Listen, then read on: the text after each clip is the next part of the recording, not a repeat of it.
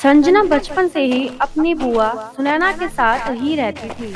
सुनैना की खुद की एक बेटी भी थी जिसका नाम था इंदु। सुनैना का पति संजना को बहुत प्यार करता था, जिसकी वजह से सुनैना को भी प्यार दिखाने का नाटक करना पड़ता था। लेकिन कुछ महीने पहले सुनैना के पति की मौत सड़क दुर्घटना में हो जाती है, जिसके बाद से सुनैना संजना को तंग करना शुरू कर देती है। संजना दिखने में बहुत काली थी और इंदु बहुत खूबसूरत थी। सुनैना और इंदु दोनों मिलकर संजना को परेशान किया करते थे। सुनैना इंदु को हर रोज पैसे दिया करती थी, जिससे इंदु अपने दोस्तों के साथ पार्टी करती थी। वहीं दूसरी तरफ संजना घर का सारा काम करती थी। एक दिन सुनैना इंदु के कमरे में जाती है और उससे कहती है, इंदु, मैं मार्केट जा रही हूँ, तू भी चलेगी क्या? नहीं मम्मी, मैं नहीं जाऊंगी। अरे, तूने ही तो बोला था कि तुझे मेकअप का सामान लेना है, अब क्यों मना कर रही है जाने से? यह सुनकर इंदु बहुत खुश होती है। मेरी प्यारी मम्मी, मैं तो ये भूल ही गई थी। हाँ, मैं जरूर जाऊंगी। मुझे बहुत सारे ब्रांडेड मेकअप का सामान खरीदना है। चल जल्दी चलते हैं, मुझे भी अपने लिए कुछ साड़ियाँ लेनी है। तुझे भी मेकअप के साथ साथ कुछ कपड़े चाहिए होंगे तो ले लियो। चल संजना को भी बुला ले। दरअसल मुझे कुछ सब्जियां और फल भी खरीदने हैं, तो पहले सब्जी और फल खरीदकर संजना को पकड़वा दूंगी, वो घर लेकर आ जाएगी। तभी इंदु संजना को बुलाने लगती है। संजना, जल्दी आ जा, मम्मी के साथ मार्केट जाना है। थोड़ी देर बाद तीनों मार्केट जाते हैं। सुनैना बहुत सारी सब्जियां और फल खरीदकर संजना को दे देती है और उससे बोलती है, संजना, मुझे और इंदु को मेकअप और कपड़ों की शॉपिंग करनी है। तू ये सब्जियां और फल लेकर घर चली जा, और हाँ, शाम का खाना भी बना लियो। संजना उदास हो जाती है और सुनैना से कहती है, बुआ जी, मुझे भी नए कपड़े लेने हैं। इतने साल हो गए, आपने मुझे एक भी कपड़े नहीं दिलवाए। अच्छा ठीक है, तेरे लिए भी मैं एक कपड़ा ले आऊंगी।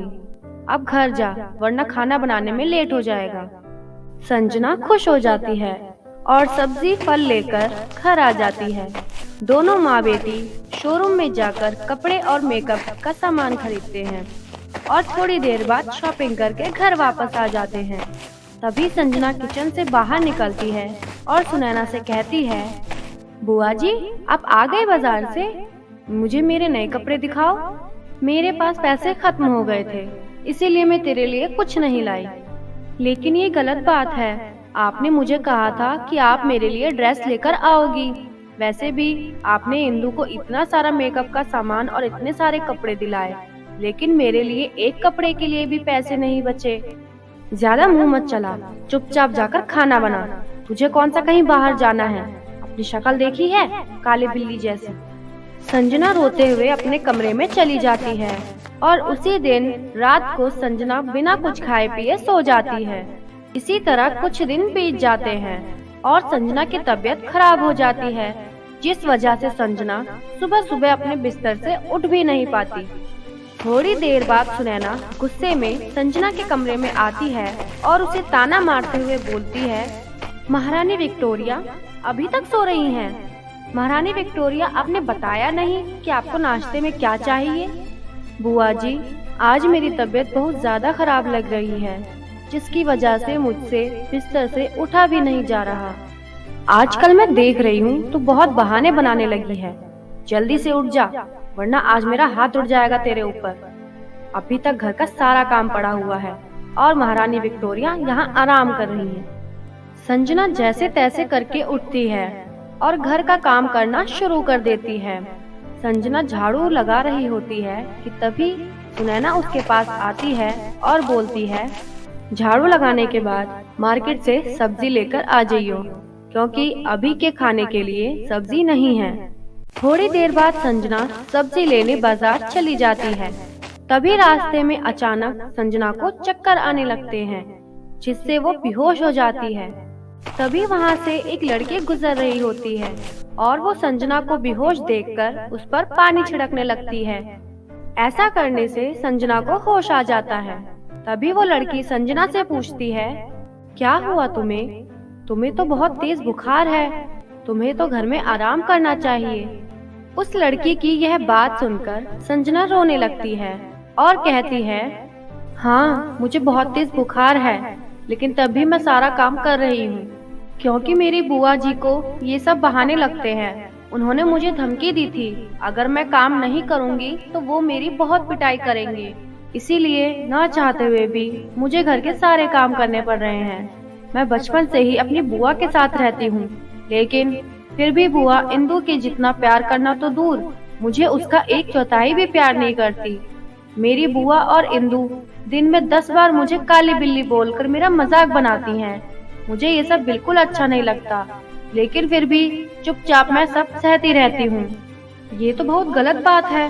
तुम बचपन से ही उसके साथ रहती हो, फिर भी तुम्हारे लिए उसके मन में प्यार नहीं जगा। लेकिन तुम परेशान मत हो, क्योंकि आज के बाद सब कुछ ठीक होने वाला है। मेरे पास एक ऐसा मस्कारा है जिसे लगाने के बाद तुम खूबसूरत हो जाओगी। भला ऐसा भी कोई मस्कारा होता है क्या? लेकिन आप मेरे लिए ये सब क्यों कर रही हो? संजना के इतना कहने के बाद वो लड़की एक परी के रूप में बदल जाती है। मैं कोई साधारण लड़की नहीं, बल्कि रानी परी हूँ। मैं तो यूं ही महीने में एक बार साधारण लड़की का रूप लेकर पृथ्वीलोक पर आती हूँ, और जो मुझे सच्चा और ईमानदार नजर आता है, मैं उसकी मदद भी करती हूँ। अच्छा, तो फिर आप मेरी मदद कैसे करोगी? अब तुम देखना मेरा कमाल। इतना बोलकर रानी परी अपनी जादुई छड़ी घुमाती है और वहाँ 2 मस्कारे प्रकट कर देती है। ये 2 जादुई मस्कारे हैं। ये पहला वाला मस्कारा लगाकर तुम दिखने में खूबसूरत हो जाओगी, और इस दूसरे वाले मस्कारे की मदद से मैं तुम्हारी बुआ और उसकी बेटी को सबक सिखाऊंगी। संजना पहला वाला मस्कारा लगाने लगती है, तभी रानी परी उससे कहती है, रुक जाओ, अभी मस्कारा मत लगाओ। पहले मैं तुम्हारी बुआ को सबक सिखा दूं, उसके बाद लगाना। अभी तुम सबसे पहले अंदर अपनी बुआ के सामने जाओ। थोड़ी देर बाद रानी परी दूसरा वाला मस्कारा खुद लगाती है और चुड़ैल का रूप धारण कर लेती है। अरे रानी परी, ये कैसा मस्कारा है? इसने तो आपको चुड़ैल बना दिया। तुम डरो मत, तुम अपनी बुआ के पास जाओ, फिर देखो मैं क्या करती हूँ। रानी परी की बात मानकर संजना सुनैना के पास जाती है। सुनैना गुस्से में संजना से कहती है, कहाँ मर गई थी अभी तक? मुझे और इंदु को भूख लग रही है। अरे मम्मी देखो तो, आपने इसे सब्जी लाने के लिए भेजा था और ये सब्जी लेकर ही नहीं आई है। तू सब्जी लेकर क्यों नहीं आई? आज तो मेरे से बहुत पिटने वाली है। तेरी अकल ठिकाने लाना बहुत जरूरी हो गया है। तभी चुड़ैल के रूप में बनी हुई रानी परी वहाँ आ जाती है। सुनैना और इंदु उसे देखकर बुरी तरह डर जाती हैं। मम्मी भागो भागो, यहाँ से भागो, देखो चुड़ैल, अगर हम यहाँ कुछ देर और रुके तो ये हमें मारकर खा जाएगी। तूने सही कहा, आज मैं तुम दोनों को मारकर खा जाऊंगी। इतना बोलकर चुड़ैल दोनों माँ बेटी को चाटे ही चाटे मारने लगती है। चुड़ैल दोनों माँ बेटी को बहुत देर तक चाटे मारती है। बोल, आज के बाद कभी संजना को तंग करेगी? अगर तूने कभी संजना को फिर से तंग किया तो मैं सच में तुम दोनों को मारकर खा जाऊंगी। नहीं नहीं, हमें माफ कर दो, आज के बाद हम उसे कभी तंग नहीं करेंगे। तूने माफी मांगी है, इसीलिए अभी तुझे छोड़ रही हूँ। और हाँ, घर का काम खुद कर, सारा काम संजना पर छोड़ देती है, आलसी औरत। मैं कभी कभी यहाँ पर संजना को देखने आऊंगी, इसीलिए ज्यादा चालाकी दिखाने की कोशिश मत करियो। इतना बोलकर चुड़ैल बनी हुई रानी परी वहाँ से चली जाती है। उसके बाद संजना अपने कमरे में जाती है और पहला वाला मस्कारा लगाकर परियों की तरह खूबसूरत हो जाती है। उस दिन से इंदु और सुनैना संजना के साथ बहुत प्यार से रहने लगते हैं।